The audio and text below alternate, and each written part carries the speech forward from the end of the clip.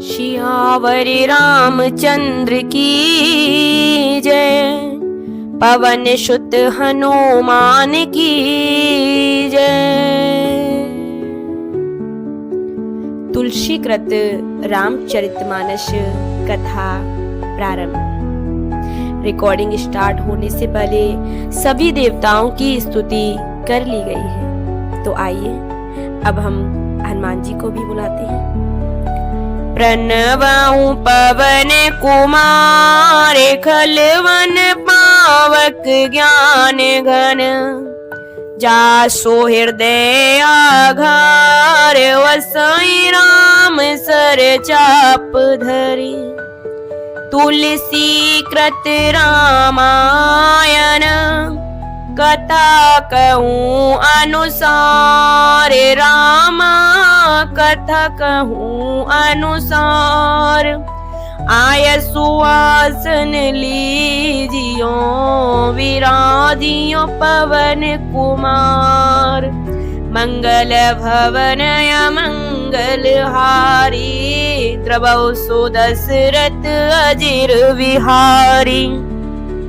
दीन दयाल विरद संभारी, हरऊ नाथ मम संकट भारी।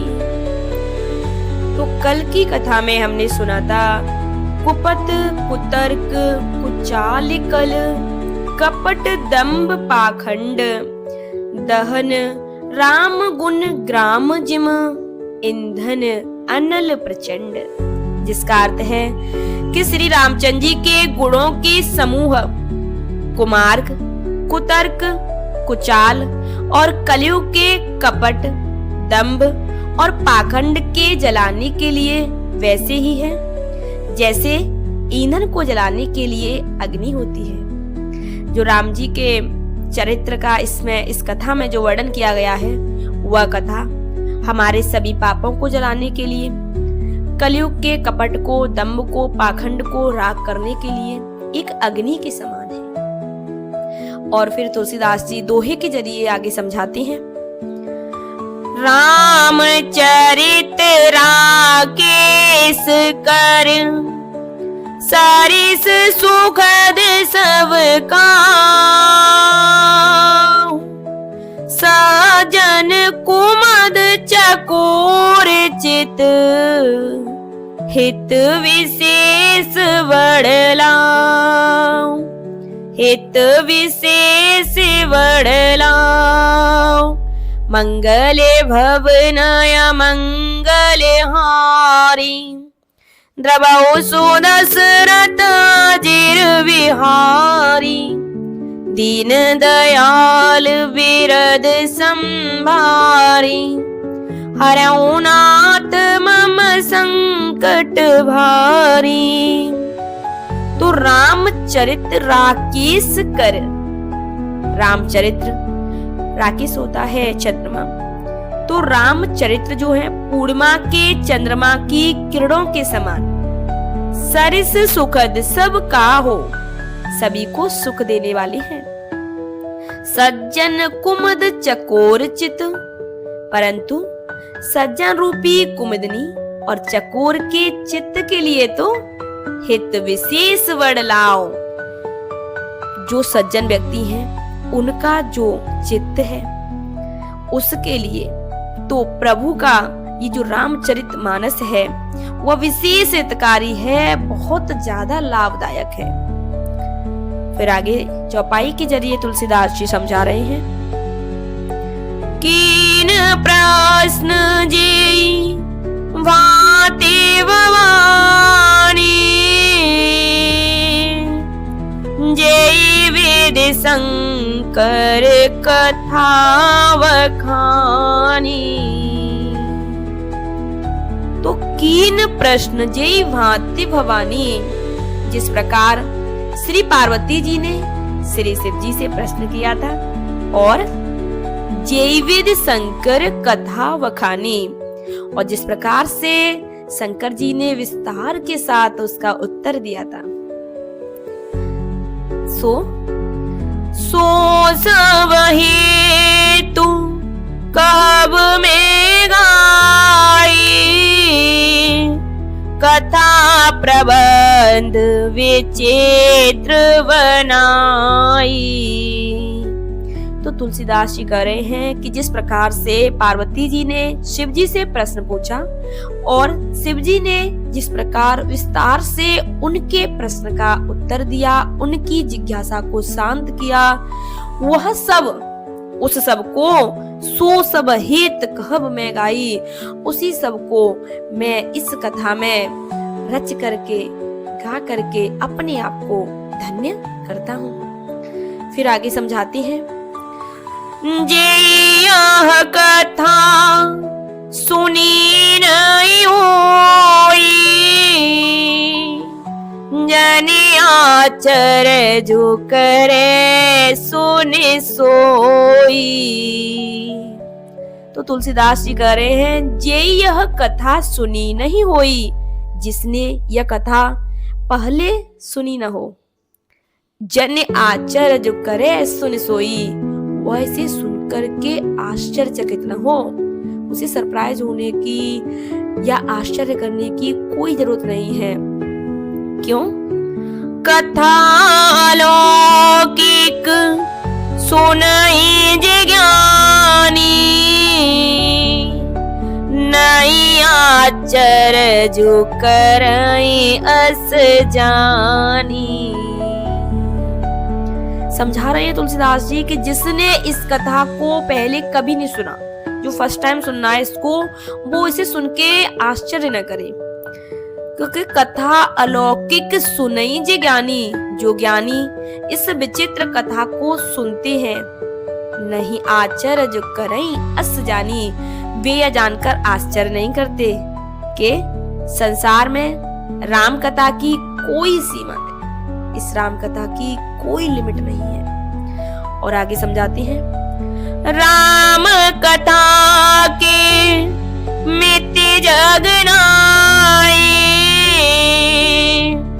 असे प्रतीत जिनके मन माई।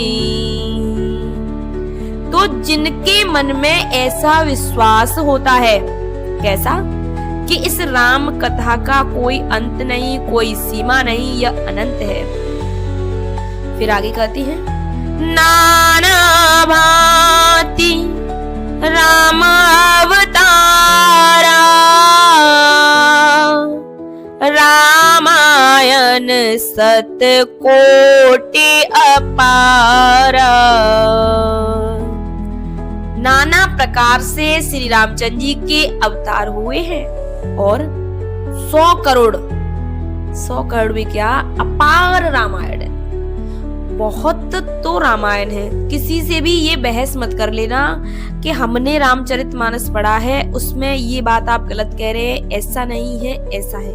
क्योंकि प्रभु के अनेकों अवतार हैं और अनेकों भक्तों ने प्यार में आकर प्रभु के प्रेम में अनेकों प्रकार की रचनाएं रची हैं और हर किसी ने प्रभु के प्रेम में अलग अलग तरीके से प्रभु के अवतारों को समझाया है।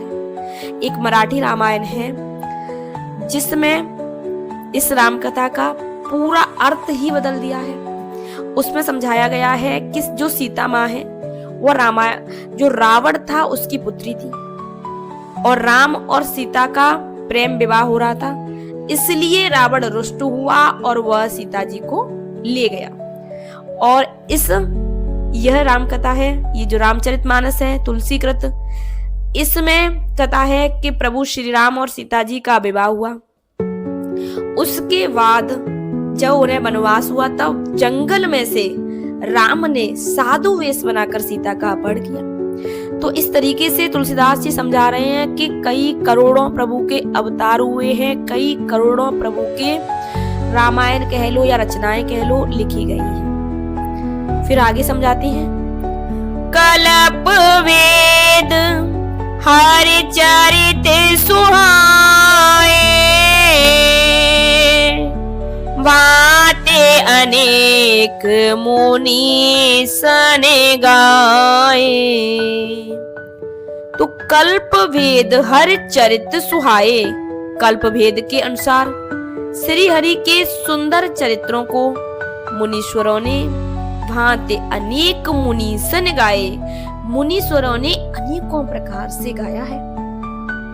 और आगे समझाते हैं, करियन संशय अस और आनी, सोनिया कथा सादर रतिमानी। तो कल्प वेद के अनुसार श्री हरि के सुंदर चरित्रों को मुनीश्वरों ने अनेकों प्रकार से गाया है। हृदय में ऐसा विचार कर संदेह न कीजिए, कोई डाउट हृदय में मत लाना, और आदर सहित प्रेम से इस कथा को सुनिए। सुनिए कथा सादर रतिमानी। किसी भी कार्य को यदि हम प्रेम सहित करते हैं तो उसके सफल होने के 100% चांसेस होते हैं। तो इसी प्रकार इस कथा को प्रेम पूर्वक सुनिए। फिर आगे दोहे के जरिए तुलसीदास जी समझा रहे हैं, राम अनंत अनंत गुण अमित कथा विस्तार, सुने आचर जो न माने हई, जिनके विमल विचार, जिनके विमल विचार, मंगल भवनया मंगल हारी, द्रवौ सुदशरथ जिर विहारी, दीन दयाल विरद संभारी, हरऊ नाथ मम संकट भारी। तो राम अनंत, श्री रामचंद्र जी अनंत हैं, जिसका कोई अंत नहीं। अनंत गुण, उनके गुण भी अनंत हैं। अमित कथा विस्तार, और उनकी कथाओं का विस्तार भी असीम है। श्री रामचंद्र जी अनंत हैं, उनके गुण भी अनंत हैं, और उनकी कथाओं का विस्तार भी असीम है, कोई सीमा नहीं। सुन आचरज न मानियहि, अतएव जिनके विमल विचार, तो जिनका विचार निर्मल है, वे इस कथा को सुनकर आश्चर्य नहीं मानेंगे। और आगे फिर चौपाई के जरिए समझा रहे हैं, पुण्य विधि सब संशय कर दूरी, सिरधर गुर पद पंकज धूरी। यही विधि सब संशय कर दूरी, सब प्रकार का संशय दूर करके, यही विधि, इस प्रकार तुलसीदास जी कह रहे हैं, इस प्रकार सब संशयों को दूर करके सिर धरे गुरु पद पंकज धूरी, श्री गुरु जी के चरण कमलों की रज को सिर पर धारण करके मैं, स्वयं तुलसीदास जी क्या कहते हैं, पुण्य सवही विनवाऊं कर जोरी, करते कथा जेई लाग न खोरी। कि मैं हाथ जोड़कर सबकी विनती करता हूँ, जिससे कथा की रचना में कोई दोष स्पर्श न करने पाए। तो तुलसीदास जी आज तक बार बार यही विनती करते आए हैं कि मैं सबके हाथ जोड़ता हूँ, गुरु महाराज के चरणों की रज को मैं अपने सिर पर लगाकर आज भी मैं पुनः सबके हाथ जोड़ता हूँ, विनती करता हूँ कि मैं अब इस कथा को प्रारंभ करने वाला हूँ, तो कोई भी दोष मेरी कथा को छू भी ना पाए। अब कथा स्टार्ट होने वाली है, तो हम सबको चाहिए मन लगाकर प्रेम के साथ कथा का आनंद लें। सादर शिवाई नाय अब माथा, वरन विशद राम गुण गाथा। तो तुलसीदास जी कह रहे, अब मैं आदर पूर्वक श्री शिव जी को सिर नवाकर श्री रामचंद्र जी के गुणों की निर्मल कथा कहता हूं। तो बोलिए, शंकर भगवान की जय, पार्वती मैया की जय। अब तुलसीदास जी राम कथा प्रारंभ कर रहे हैं। पहली चौपाई है राम कथा की। संबत 1631 करहु कथा हरे पद धरे सीसा। तो संबत 1631 और करहु कथा हरे पद धरे सीसा। तुलसीदास जी कह रहे हैं, मैं श्री हरि के चरणों पर सिर रखकर संबत 1631 में इस कथा का आरंभ करता हूं। सियावर रामचंद्र की जय। फिर आगे चौपाई के जरिए समझा रहे हैं। नौमी भौम 12 मधुमासा अवधपुरी यह चरित प्रकाशा। चैत्र मास की 9वीं तिथि मंगलवार को श्री अयोध्या जी में यह चरित्र प्रकाशित हुआ और जे दिन राम जन्म श्रुति गावै तीरथ सकल तहाँ चले आवै। तो जिस दिन श्री रामचंद्र जी का जन्म होता है, वेद कहते हैं उस दिन सारे तीर्थ अयोध्या जी में चले आते हैं। असुर नाग खग नर मुनि देवा आए करे रघुनायक सेवा। असुर, नाग, पक्षी, मनुष्य, मुनि और देवता सब अयोध्या जी में आकर श्री रामचंद्र जी की सेवा करते हैं। जन्म महोत्सव रचई सुजाना करे राम कल कीरति गाना। बुद्धिमान लोग जन्म का महोत्सव मनाते हैं और श्री राम जी की सुंदर कीर्ति का गान करते हैं।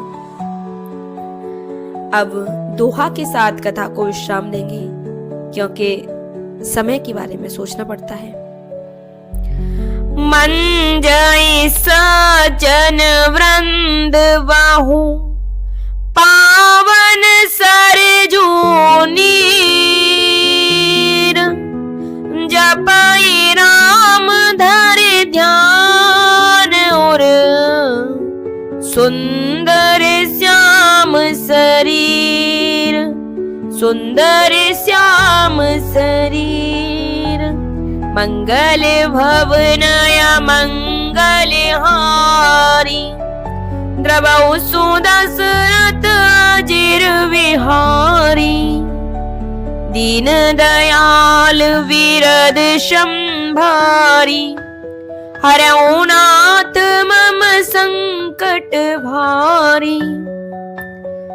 तो सज्जनों के बहुत से समूह उस दिन श्री सरयू जी के पवित्र जल में स्नान करते हैं। कौन से दिन? जिस दिन प्रभु श्री राम का जन्म हुआ था। वो जन्म महोत्सव मनाते हैं, प्रभु श्री राम का जन्मदिन मनाते हैं। और मंजहि सज्जन वृंद बहु पावन सरयू नीर। तो जो सज्जन व्यक्ति हैं वो बहुत से समूह बना के ग्रुप में सरयू जी में के पवित्र जल में श्री राम जी के जन्म के दिन स्नान करती हैं। और जपई राम धरि ध्यान उर सुंदर श्याम शरीर। और हृदय में सुंदर श्याम शरीर श्री रघुनाथ जी का ध्यान करके उनके नाम का जाप करते हैं। राम राम राम। तो आज कथा को यही विश्राम देते हैं। बोलिए श्यावर रामचंद्र की जय, पवन सुत हनुमान की जय।